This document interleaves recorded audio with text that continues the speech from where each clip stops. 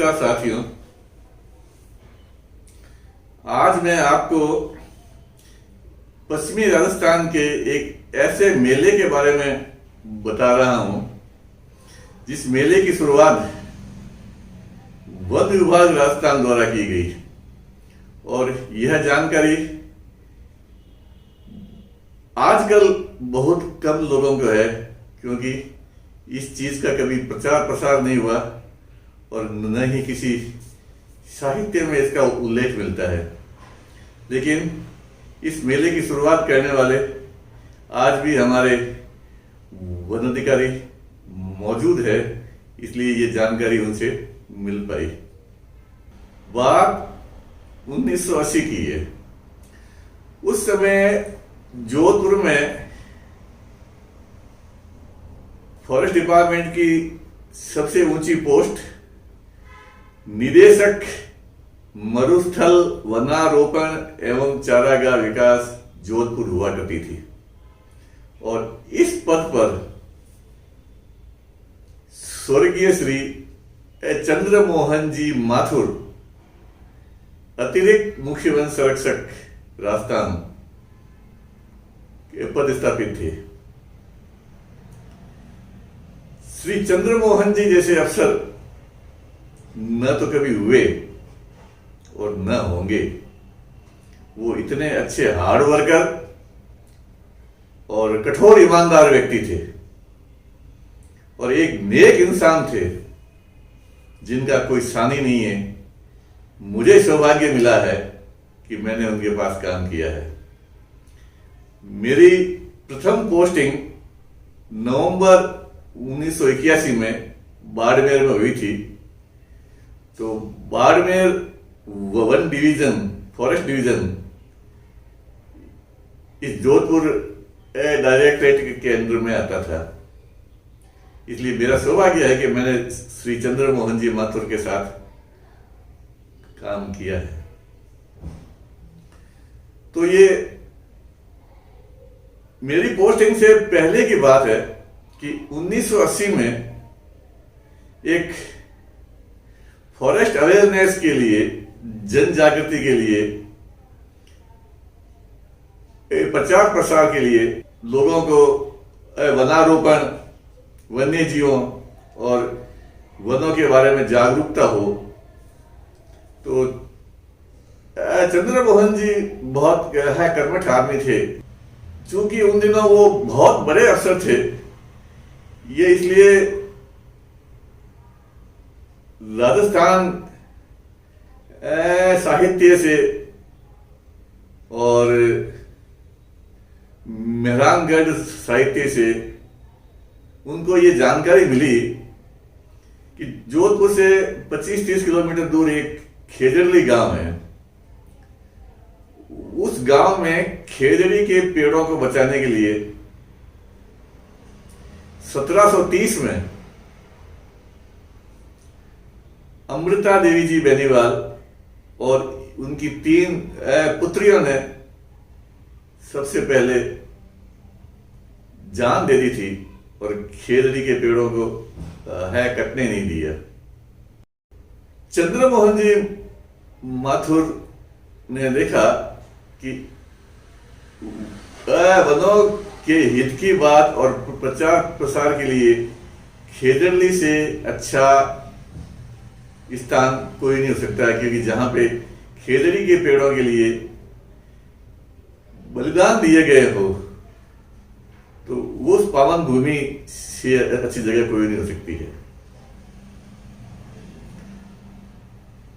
1980 तक खेजड़ली एक छोटा सा गांव था और उस गांव में भादवा की दसम को वहां के स्थानीय लोग आते थे और हवन करते थे।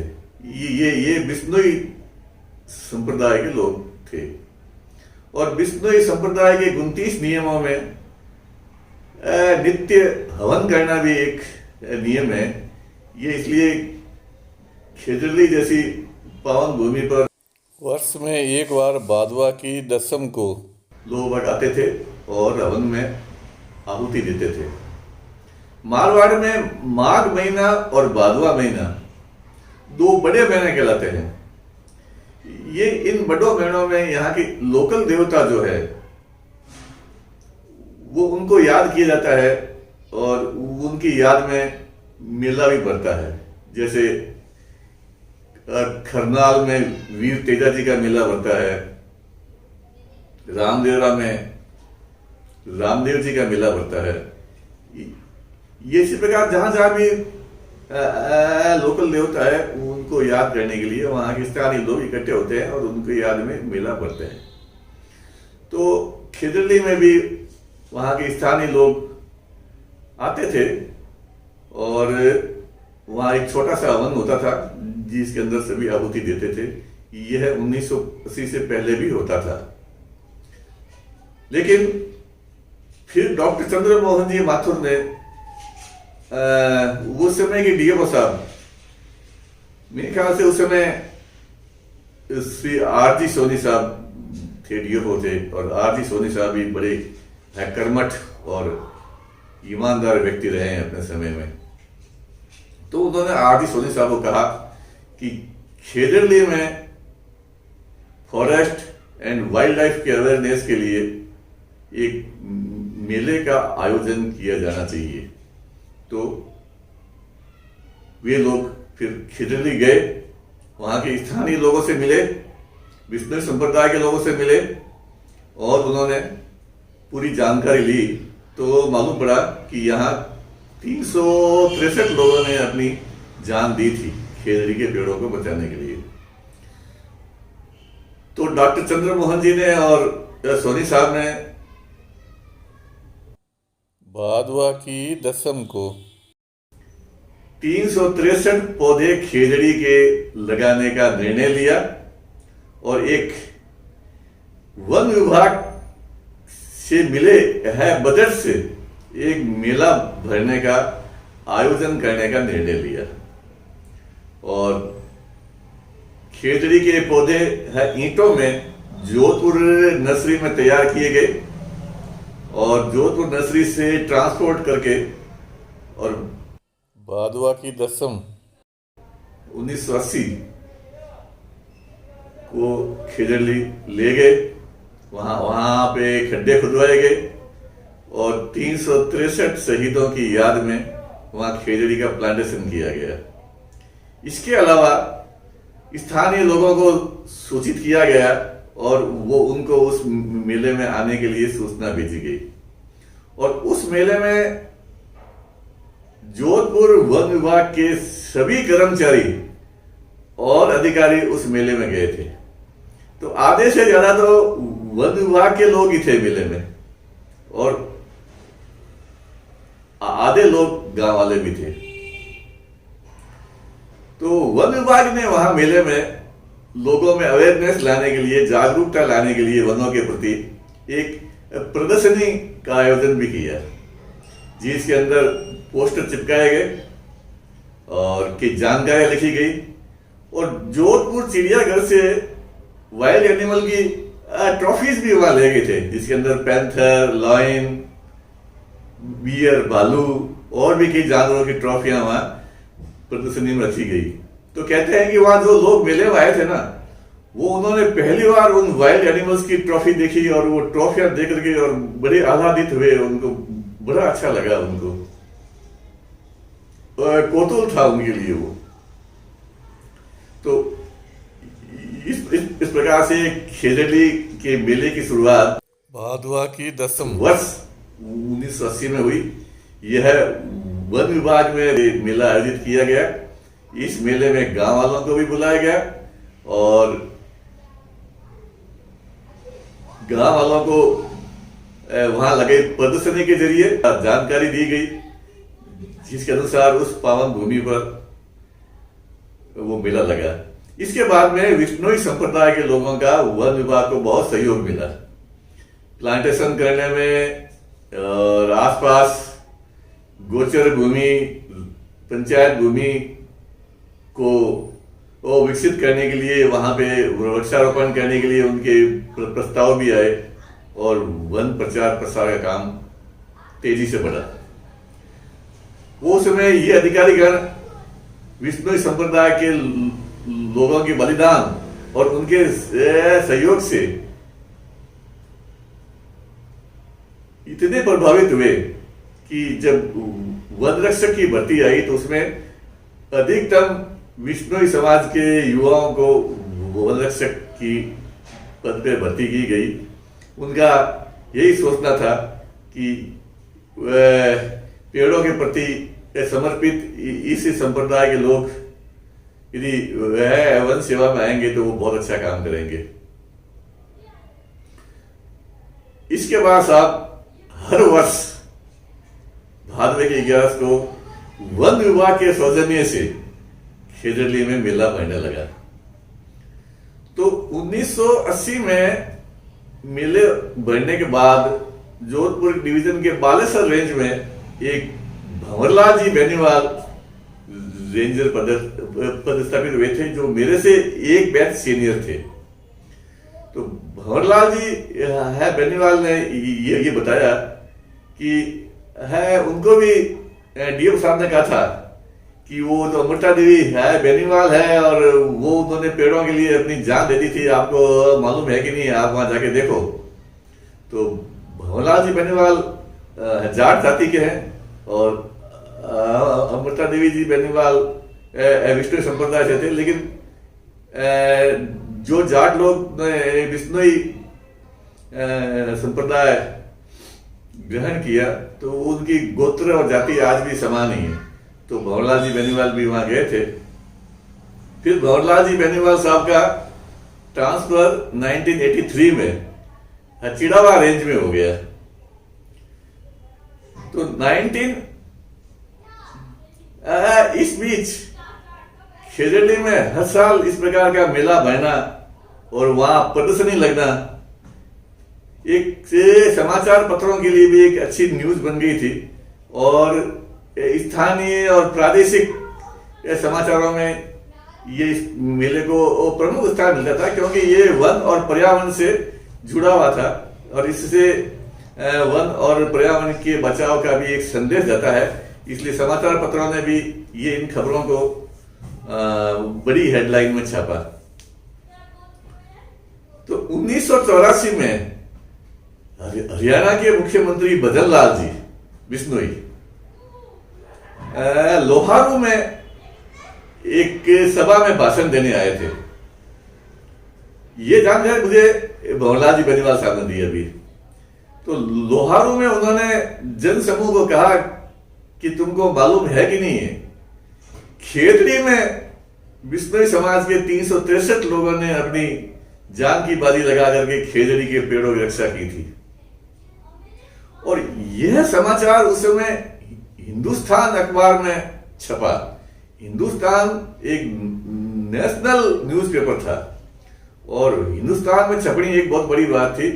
तो हिंदुस्तान समाचार में यह छपा कि मुख्यमंत्री श्री भजन लाल जी ने लोहारू में कहा कि खेतड़ी में 363 लोगों ने खेजड़ी को बचाने के लिए अपनी जान दे दी और बलिदान दे दिया।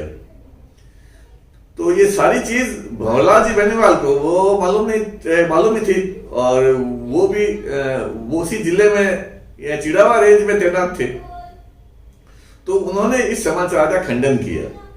उन्होंने कहा कि साहब यह घटना खेतड़ी में नहीं हुई, खेजड़ली में हुई है।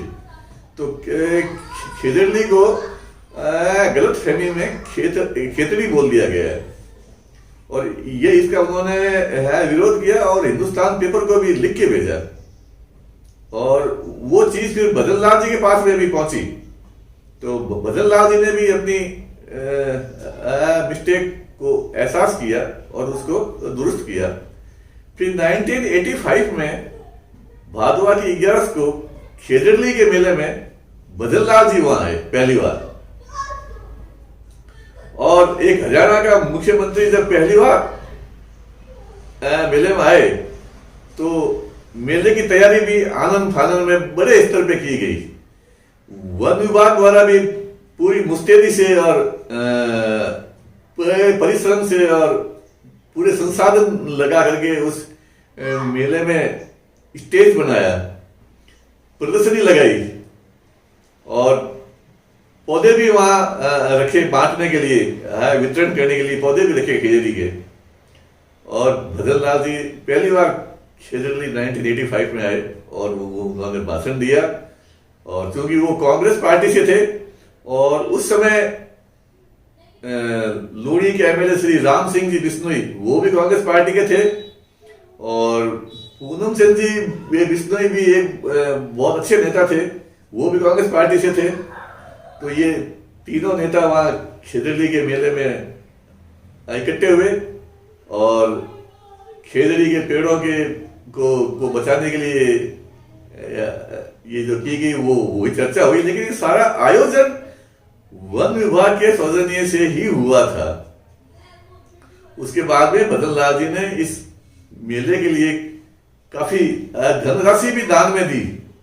वो उससे इस न्यूज को नेशनल और इंटरनेशनल लेवल पे प्रकाशित हुई और यह खेजड़ी का स्थान अंतर्राष्ट्रीय स्तर पर, और वहां 363 लोगों के बलिदान की कहानी अंतर्राष्ट्रीय स्तर पर प्रकाशित हुई।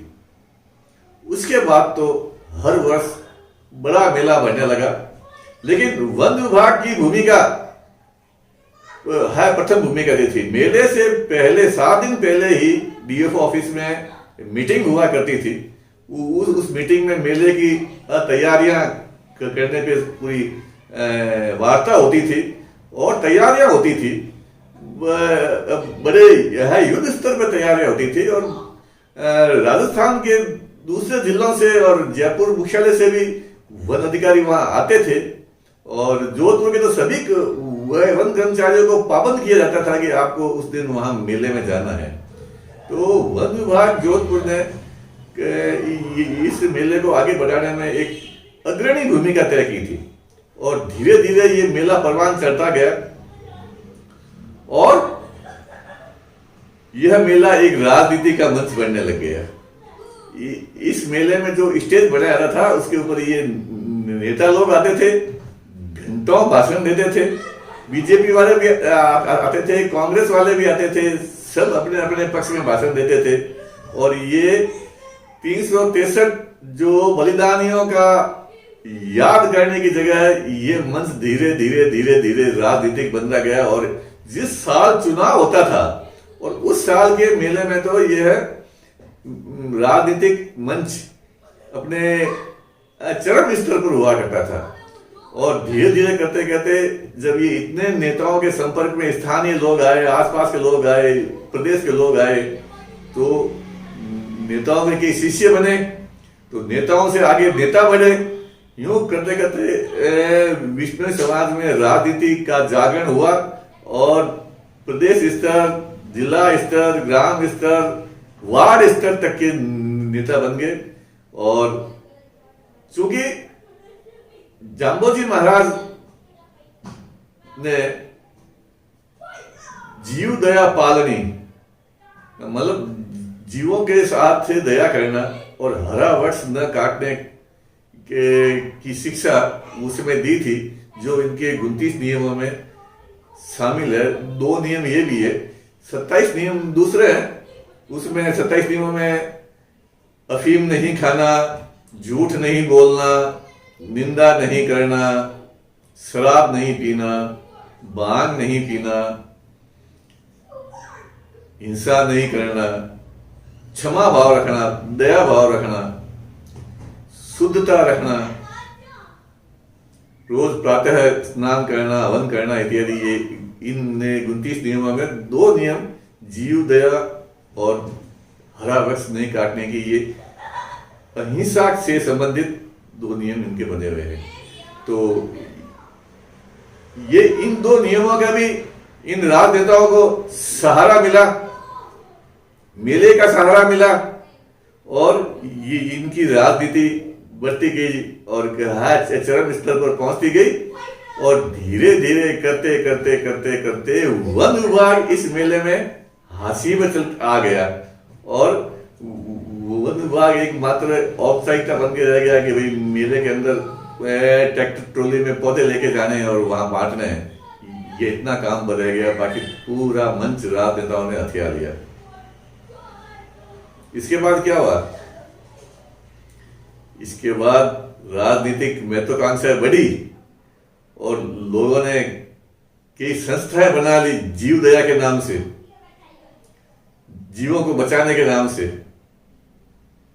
संस्थाओं को चंदा मिलने लगा, उनका नाम प्रसिद्ध होने लगा और करते करते कई संस्थाएं बन गई।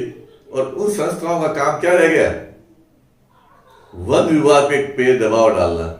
अब वाइल्ड लाइफ प्रोटेक्शन एक्ट 1972 में बना हुआ है और वन विभाग वन्य जीवों की सुरक्षा करने से के लिए पहले से ही प्रतिबद्ध है। और वाइल्ड लाइफ एक्ट में जो प्रावधान है वो प्रावधान लागू करने के लिए वो वन विभाग प्रतिबद्ध है। तो भी ये संगठन, ये छुटभैये नेता आए दिन किसी शिकार प्रकरण को लेकर के वन विभाग का घेराव करना, उनको वन कर्मचारियों को और वन अधिकारियों को डांटना, प्रताड़ित करना, उनको जलील करना, ये काम हुआ। मैं भी जब वाइल्ड लाइफ जोधपुर में रेंजर के पद पे था तो मेरे साथ में भी ऐसी कई बार घटनाएं हुई है, क्योंकि वाइल्ड लाइफ एक्ट और धर्म में जीवों की रक्षा का भाव है और वाइल्ड लाइफ एक्ट में वन्य जीवों की मैनेजमेंट से संबंधित और एक है विज्ञान और कानून का भाव है। तो धर्म वो उस समय कानून थे जिस समय राजाओं का राज था और धर्म की अवहेलना कोई नहीं कर सकता था। लेकिन जब भारत आजाद हुआ उसके बाद कानून बने तो उन कानून की पालना के लिए नियम बने और कानून की पालना करने के लिए डिपार्टमेंट बना। डिपार्टमेंट में अफसर नियुक्त किए गए, कर्मचारी नियुक्त किए गए थे। एक सिस्टमेटिक ढंग से कानून को लागू करने की व्यवस्था है और उस व्यवस्था के तहत विभाग कार्य करता है। लेकिन इन नेताओं का एक ही मानना था कि जिनकी ये शिकायत करे उनको तुरंत गिरफ्तार कर दो। और वन विभाग ने दबाव में आकर के उनके प्रार्थना पत्रों में लिखे हुए लोगों को गिरफ्तार करना शुरू भी कर दिया कि जो प्रार्थना पत्र प्राप्त हुआ है साहब फला व्यक्ति ने शिकार किया, उसके साथ में ये था, वो था, ये था, और वो उन लोगों को वन विभाग ने गिरफ्तार करना शुरू किया। जबकि वाइल्ड लाइफ प्रोटेक्शन एक्ट 1972 में गिरफ्तार करने की प्रोविजन 2 सेक्शन में है, धारा 50(1)(c) और 50(3). धारा 50(1)(c) ये कहती है कि जब किसी व्यक्ति के कब्जे में से कोई वन्य जीव सामग्री प्राप्त होती है तो उस व्यक्ति को वन्य जीव सामग्री के साथ और अपराध में प्रयुक्त सामग्री के साथ गिरफ्तार किया जाएगा, या यदि वह अपना नाम पता सही नहीं बताता है तो। और धारा 50(3) में यह दिया गया है कि यदि कोई वन अधिकारी किसी व्यक्ति को ऐसा करते हुए देखता है जिसके लिए लाइसेंस या परमिट की जरूरत होती है और वो व्यक्ति यदि मौके पे लाइसेंस या परमिट दिखा नहीं पाता है और अपना नाम पता नहीं बताता है तो उस व्यक्ति को मौके पे गिरफ्तार किया जाता है। इन 2 प्रोविजनों के अलावा इन्वेस्टिगेशन के दौरान गिरफ्तार करने का वन विभाग को कोई अधिकार नहीं है। फिर भी इन नेताओं के दबाव में वन विभाग के कर्मचारी उनके द्वारा पेश प्रार्थना पत्र में अंकित जो नाम है उनको गिरफ्तार करने के लिए बाध्य होते हैं, नहीं तो ये धरने देते हैं, ये जलील करते हैं। इस तरह का दबाव दिनों दिन बढ़ रहा था। मेरे साथ में ऐसा हुआ था, लेकिन मैंने हमेशा नियमों को ऊपर रखा है, किसी दबाव को ऊपर नहीं रखा है। तो कुल मिलाकर के विष्णु संप्रदाय जो 29 नियमों को पालन करने वाले हैं उनका और वन विभाग का चोली दामन का साथ में है। और विष्णु संप्रदाय ने वन विभाग को हर समय साथ दिया, लेकिन जो ये राजनीतिक के चक्कर में जो ये नेता बने ना, इन नेताओं ने वन विभाग को ही परेशान करना शुरू कर दिया, जिस वन विभाग ने खिजड़ली के मेले के आयोजन में प्रमुख भूमिका की थी। इसलिए मेरा इन नेताओं से भी हाथ जोड़ के निवेदन है कि आप वन विभाग को डिमोरलाइज नहीं करे, छोटे कर्मचारियों को परेशान न करे, उनको सहयोग करे, उनका समर्थन करे, क्योंकि इस प्रचार प्रसार और क्या उद्देश्य यही है कि जनता का समर्थन विभाग को हासिल हो, तो विभाग अच्छी तरह से काम कर सकता है। और वन विभाग के अधिकारी और कर्मचारी से भी मेरा निवेदन है कि आप कानून के दायरे में रहकर अपनी ड्यूटी पूरी करें, कानून के दायरे से बाहर न तो कोई नियम बनाए, न कोई अधिसूचना जारी करें और न किसी कर्मचारी को आदेश दें। इस वाइल्ड लाइफ प्रोटेक्शन एक्ट और उसके तहत बनाए गए नियमों में जो प्रावधान दिए हुए हैं उस प्रावधान तक ही कार्रवाई करें। नमस्कार।